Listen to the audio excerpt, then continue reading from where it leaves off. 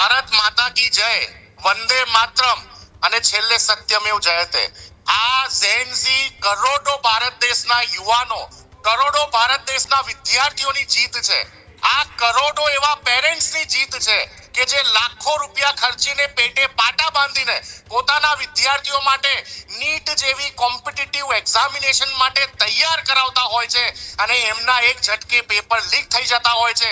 22 Gen Z વિદ્યાર્થીઓએ જ્યારે આ દેશમાં આત્મહત્યા કરવી પડી, આ એમની આત્માને સાચી શ્રદ્ધાંજલિ છે અને આ સાબિત કરે છે કે આ બર્બર તાનાશાહ ભારતીય જનતા પાર્ટીની સરકારમાં 12 વર્ષમાં પહેલી વખત એવી ઘટના બની કે એમને દેશના યુવાનોની સામે ઝૂકવું પડ્યું, એમને દેશના વિરોધ પક્ષની સામે ઝૂકવું પડ્યું.